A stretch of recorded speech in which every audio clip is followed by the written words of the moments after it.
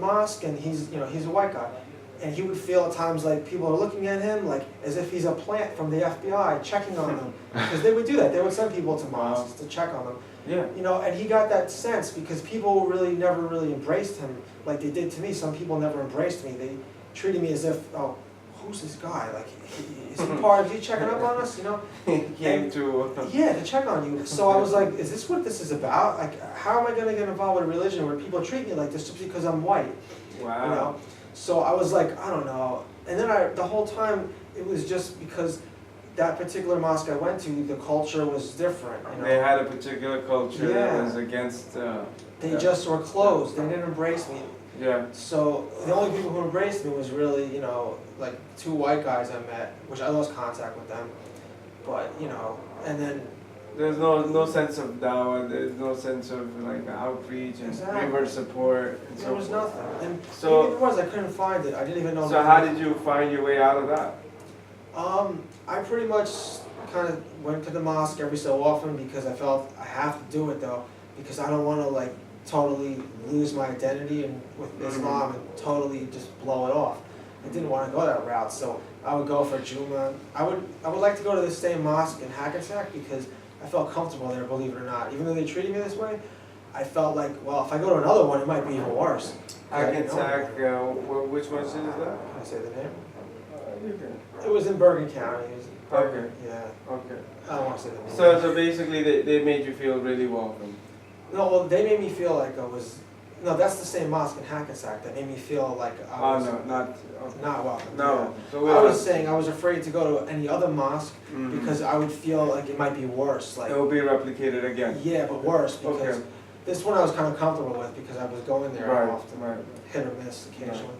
So then what happened? And then after that, I struggled for many years because my wife, my friend at the time, who was my great supporter, who introduced me to Islam, was gone.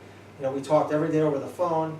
She would tell me about, she would try to help me and try to help me understand the Quran, and she would talk to me about, Islamic things and, things going on in the Islamic world relating to Islam to try to like teach me and try to get me involved with it.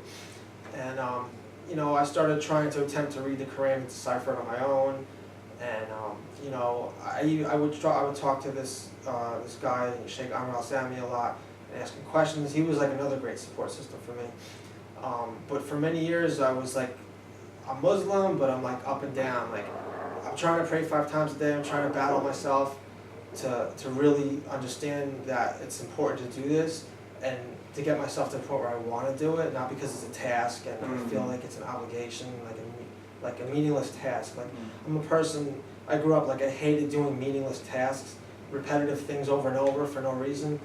Like, it made me shut down inside, and I started feeling like Islam kind of feels like a repetitive task to me because I don't understand it. The prayers, the way that things are. Yeah. Exactly. Okay. And so that kind of tore me down for a while. I kind of went down a little bit, but I still liked the concept of it, and I still always believed in Allah. And I basically at that point, I started going up again in a sense, I started learning more as the years went on, and little by little, I was easily able to pray 5 times a day.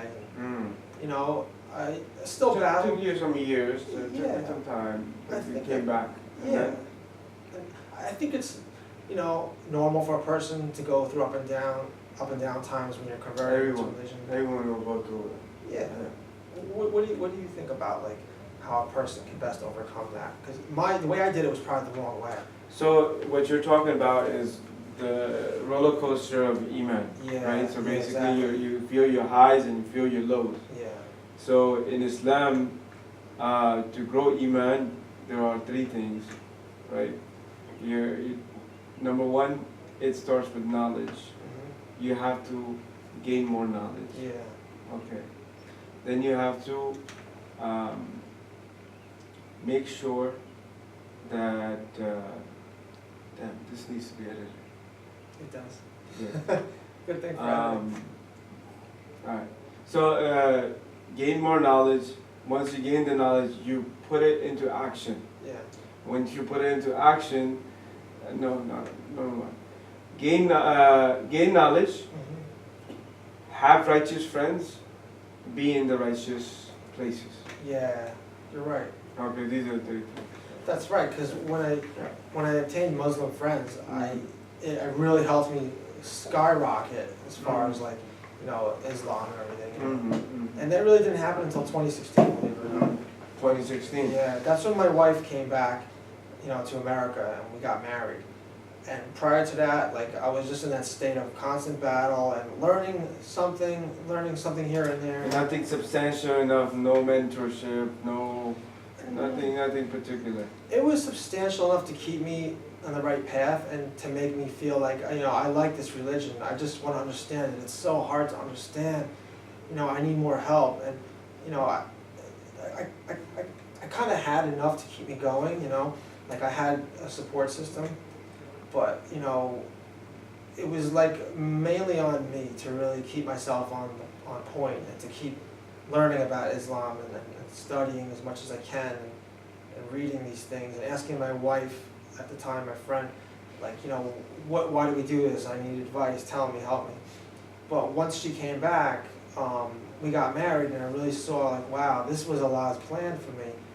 You know, now I have a wife, like this is really serious, you know, and it all started with, you know, that day that I took Shahada, and once that happened, I really saw, like, this is Allah's plan. Now I'm just going to go for it full steam ahead, right. You know, do the best I can, really learn as much as possible, right. You know, because I see Allah's plan. He wants me to join His religion. He invited me to join it because of my moral code. I assume, I hope it's because of that reason, only Allah knows. But, you know, He blessed me with these great things to enhance my faith, you know, and you know, I met all these people, I met you, I met everybody, and you know, my faith is totally high, you know. Alhamdulillah. Yeah, alhamdulillah. I have the life I always wished I had. You get to have what you were looking for. Yeah.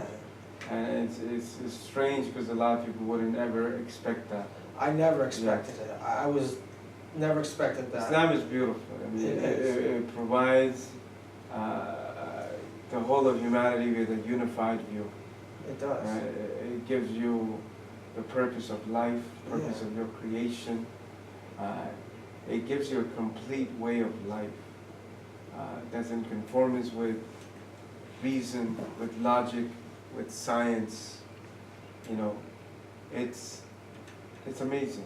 It is. It's a way. It allows you to connect and get right by the Creator. It does. So, with that said, I would say, Brother Jonathan, now, do you have kids?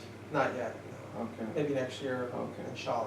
Very nice. We'll try to have some. I would say your wife, not only are you lucky to have her, but she's also lucky to have you. Because in Islam, we know if a person comes to the religion through you, you are rewarded for their deeds as well. So she gets the hasanat.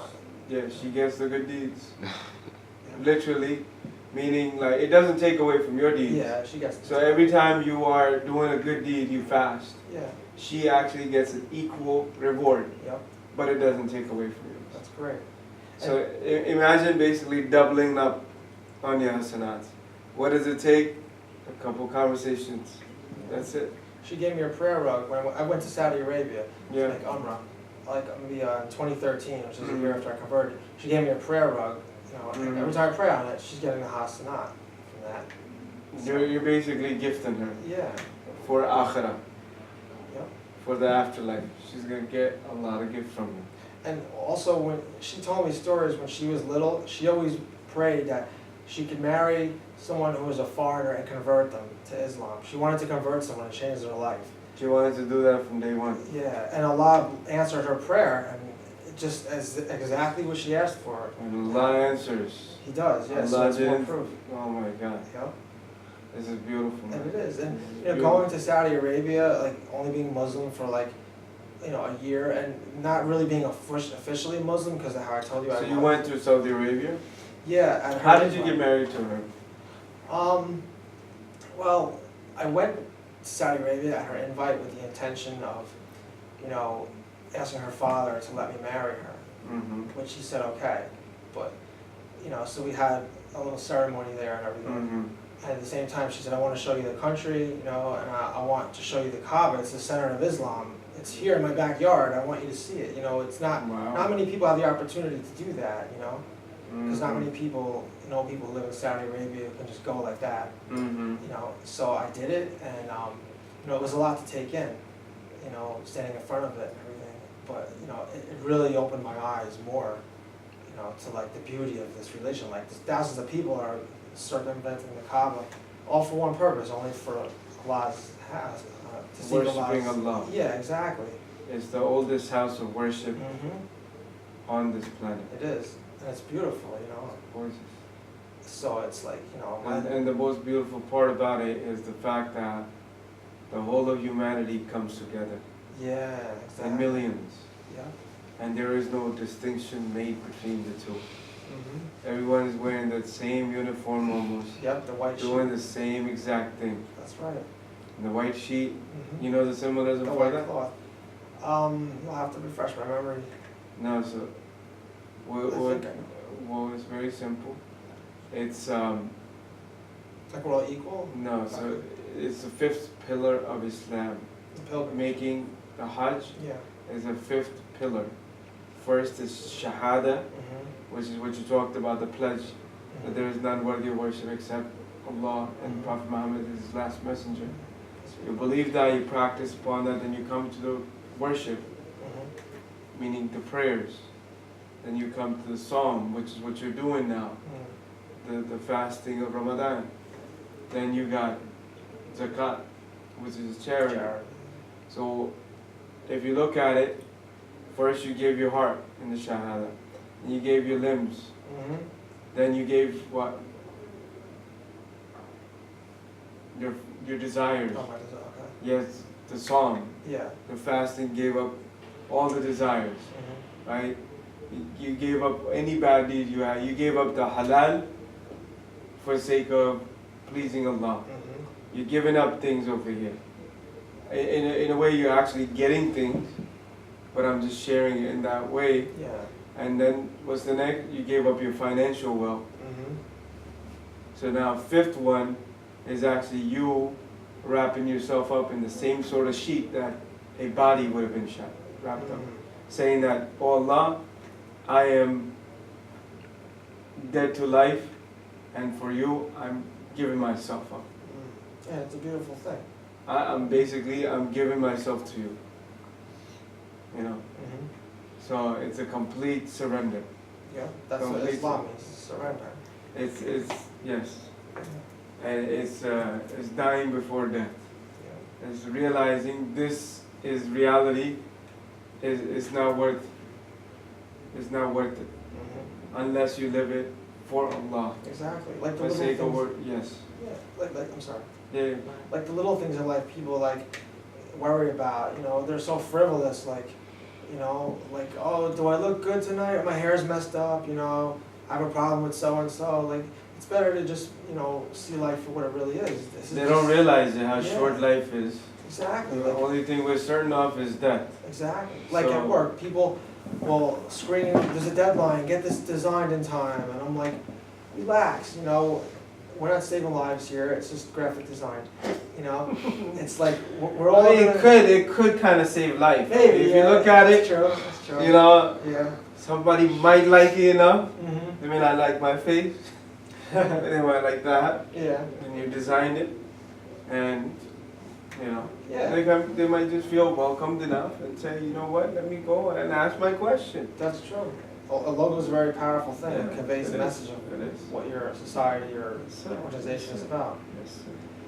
But So- so I would say to you, man, this whole thing is full of advice. Whole conversation. I hope you found it to be a revealing and honest conversation, and I hope it revealed to you a purpose that you should have as a Muslim, which is being in America. You're obligated to share the message of Islam with your neighbors, with your kins, with your acquaintances, with the people that you come in contact with. And if you haven't done so, now hopefully you have a powerful reason to do so. because all it takes is sharing a little bit. And you don't know how you're saving a life. You're saving a life, not just in this life, but in the life after this. So with that said, inshallah, catch you with the next episode. Assalamu alaikum wa rahmatullahi wa barakatuh. Pause it. Press the silver button.